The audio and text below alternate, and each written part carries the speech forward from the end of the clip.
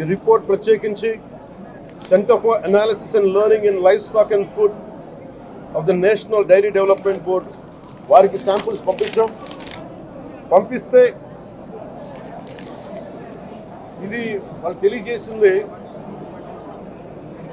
Standard value limits ఎలా ఉండాలి అని వాళ్ళు చెప్పారు. ఏం చెప్పారంటే pure milk fat shall have a reading between 95.68 to 104.32, but all the ghee samples had values around 20, which means the ghee is highly adulterated. Then subsequent table lo సహజంగా నెయ్యిలో స్వామివారికి సహజంగా నెయ్యిలో కల్తీ వ్యాపారులు కల్తీ చేసేది ప్లాంట్ బేస్డ్ కల్తీ జరుగుతూ ఉంటుంది. అదే తప్పు.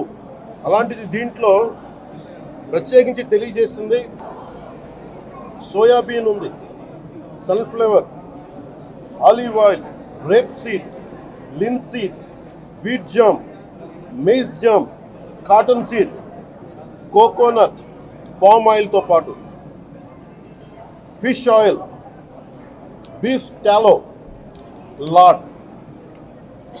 ఫిష్ ఆయిల్ మీకు తెలిసిందే, చేప నుంచి ఎక్స్ట్రాక్ట్ చేసిన నూనె. బీఫ్ టాలో అంటే మనకి పశువు సంబంధించిన కొవ్వు. అలాగే లాడ్ అంటే మనకి మన పందికి సంబంధించిన కొవ్వుని. ఇవి ఎక్కువ ఉన్నాయి. ఈ దారుణం ఏంటంటే శతాబ్దాలుగా పోరాటం చేస్తున్నారు రామజన్మ అయోధ్య రామ మందిరం కోసం. దానికి కూడా వీళ్ళు 1,00,000 లక్ష లడ్లు ఇలా బీఫ్ తోటి, పిగ్ ఫ్యాట్ తోటి, ఫిష్ ఆయిల్ తోటి కలిపిన లక్ష లడ్లు కొన్ని దశాబ్దాలుగా శతాబ్దాలుగా అయోధ్య రామ మందిరం కావాలని చాలా ప్రతిష్టాత్మకంగా తీసుకుంటే దానికి కూడా తిరుపతి లడ్లు వెళ్ళి, టీటీడీ లడ్లు వెళ్ళి, ఇది దేశం అంతా దీన్ని కదిలిపోయింది. ఈ రోజున ఇలాంటి అపవిత్రం జరిగింది. దీని గురించి ప్రస్తావిస్తే రిపోర్ట్లు బయటకు వస్తాయి. వైసీపీ నాయకత్వం కానీ ఇది రాజకీయ లబ్ధి కోసం చేస్తున్నారని ఒక మాట మాట్లాడుతూ ఉన్నారు. వైసీపీ నాయకులకి కానీ వారి మద్దతుదారులు కానీ నేను మనస్ఫూర్తిగా మీకు తెలియజేస్తున్నా, రామతీర్థం గొడవప్పుడు 219 గుడుల్ని మీరు అపవిత్రం చేసినప్పుడు మీ పాలనలో ఒక సగటు హిందువుగా నేను గొంతెత్తి పోరాటం చేయాలి అంటే రోడ్ల మీదకి ఆ రోజే వచ్చామని గుర్తుపెట్టుకోండి. ఆ రోజు కూడా రామతీర్థం రాముల వారి విగ్రహాన్ని మీరు నరికేసి అర్చకులు చేతిలో పట్టుకున్నప్పుడు చాలా బాగుంది. కానీ ఆ రోజు కూడా దాన్ని రాజకీయ పరంగా మేము తీసుకెళ్ళా. దోషులకి శిక్ష పడాలి. వీళ్ళెవరో కనుక్కోండి, ఈ రోజు వరకు మీరు పట్టించుకోవాలా. ఇది మేము చెప్తూనే ఉన్నాం. నిజంగా చెయ్యాలంటే ఈ ప్రస్తావన ఎందుకు తీసుకొస్తున్నానంటే సమాజంలో అస్థిరత లేదంటే డిస్హార్మనీ క్రియేట్ చేయడానికి మేము లేవు ఇక్కడ.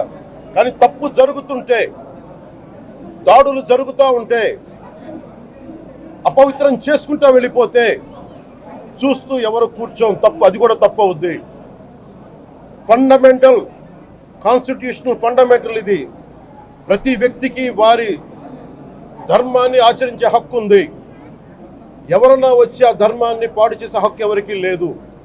ఇట్స్ ఎ ఫండమెంటల్ రైట్ ఇది. ఇలాంటి స్థాయిలో ఈ రిపోర్ట్ బయటకు వచ్చినప్పుడు ఏం చెప్పు ఉండాల్సింది గత ముఖ్యమంత్రి గారు?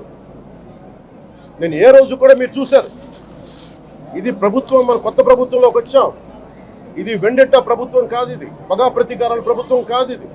కానీ తప్పు జరుగుతుంటే మటుకు చేతులు కట్టుకొని చూసే ప్రభుత్వం కూడా కాదు. అది మీకు చాలా పగడ్బందీగా తెలియజేస్తున్నాను విషయం. అలాంటిది ఆ మీద ఎన్నో మాట్లాడినా మేము ఎప్పుడు మాట్లాడలా. రామతీర్థం గురించి జరిగినప్పుడు కూడా మేము మాట్లాడలా. కానీ ఈ రోజున రిపీట్ అయిపోతున్నాయి మిస్టేక్స్. అలవాటైపోయింది, ఆలవాలం అయిపోయింది. ఇంక ఇక్కడితో ఆగాలి. ఇది ఎప్పుడే ఫుల్ స్టాప్ టు దిస్. దీంట్లో ఒకరు నిందించట్లా. టీటీడీ బోర్డు ఉంది, వైసీపీ కాన్స్టిట్యూట్ చేసిన టీటీడీ బోర్డు ఉంది. వైవి సుబ్బారెడ్డి గారు ఉన్నారు టీటీడీ చైర్మన్గా, టీటీడీ ఈవోగా ధర్మారెడ్డి గారు ఉన్నారు. మళ్ళీ వాళ్ళు కాకుండా కొత్తగా వచ్చారు. ఈ 5 సంవత్సరాలు ఈ బోర్డు ఏం చేస్తూ ఉంది? ఈ టీటీడీ బోర్డుని మేము ప్రశ్నిస్తున్నాం. మీరు బయటికి రండి. గత ముఖ్యమంత్రి ఏం చేసి ఉండాల్సింది? వచ్చినప్పుడు మీరు పంపించండి ల్యాబ్స్కి. మీకు ఎవరైతే తప్పులు చేశారో వారి మీద మీరు చర్యలు తీసుకోండి అని చెప్పాలి. కానీ తప్పులు చేసిన వాళ్ళు వెనకేసుకొచ్చే విధానం ఏంటో నాకు అర్థం కావట్లేదు. ఇది ఆయన మార్చుకోవాలి. అంతేగాని మీరు అస్థిరత చేసే ఆలోచన కానే కాదు. ఇదే మీరు ఊహించండి. ఇంకా ఏ ధర్మం మీదైనా సరే ఇలాంటి అపవిత్రం ఒక చర్చి మీద జరిగిన, ఒక మస్జిద్ మీద జరిగిన దేశం అల్లకల్లోలం చేసేస్తారు. ప్రపంచం అంతా మాట్లాడతారు. గ్లోబల్ న్యూస్ అయిపోద్ది. కానీ దేశంలో కోట్లాది మంది హిందువులు అపవిత్రమైతే, ఈ ప్రసాదం అపవిత్రమైతే ఒక్కరు కూడా మాట్లాడకూడదు. ఇది సెక్యులర్ వ్యవస్థకు విఘాతం అంటే హిందువులకి మనోభావాలు ఉండవా? ఇది ఒక్కరు నిందించట్లా. అసలు మీరు ప్రస్తావన చేయకూడదు, ఇది తప్పు, ఇది మాట్లాడకూడదంటే ఎట్లా? ఇదే వేరే మతానికి మీరు అన్వయిస్తారా? నేను అన్ని మతాలని సమానంగా గౌరవించేవాడిని. ఇస్లాంని గౌరవించేవాడిని, క్రిస్టియానిటీని గౌరవించేవాళ్ళం మేమందరం. సనాతన ధర్మం అని మొత్తుకుంటున్నాం. దేనికి సనాతన ధర్మం అంటే? సనాతన ధర్మానికి ఒకరు ప్రారంభించింది కాదు. ఇది ఒక వ్యక్తి ఒక కూర్చోబెట్టి ఒకరు స్టార్ట్ చేసింది కాదు. ఇది కొన్ని వేలాది సంవత్సరాలుగా అన్ని మతాలని, అన్ని విశ్వాసాలని అలింగనం చేసుకున్న నేల ఇది. అలాంటి విశ్వాసాలకి దగ్గర తీసుకున్న ఈ నేల మీద ఇలాంటి అపవిత్రం జరిగితే, రిపీటెడ్గా జరిగితే, ఒకసారి కాదు 2 సార్లు కాదు, రిపీటెడ్గా జరిగితే ఇప్పుడు కూడా మాట్లాడకూడదంటే అది తప్పు చేసిన వాళ్ళం అవుతాం. మేము దోషులకి శిక్ష పడాలి. ఫుడ్ అడల్టరేషన్ ఇది మేము కాదంటలా. టీటీడీ బోర్డు అప్పుడు టీటీడీ బోర్డు బాధ్యత తీసుకోవాలి.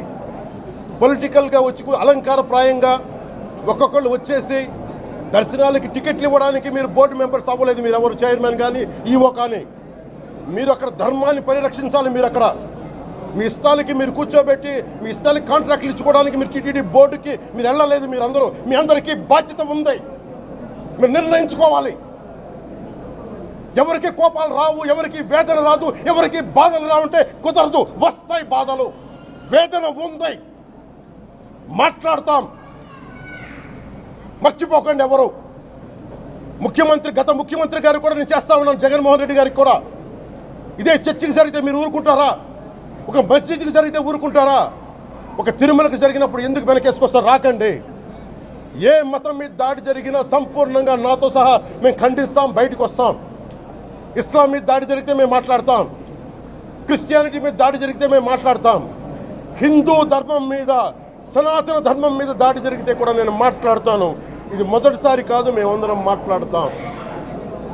ఇది ప్రాథమిక హక్కు. ఇది పరస్పర విశ్వాసాలను గౌరవించుకోవడం చాలా చాలా అవసరం. ఇది అందరికీ తెలియజేస్తున్నాను. ఇది దోషులకి కఠిన శిక్ష పడాలి.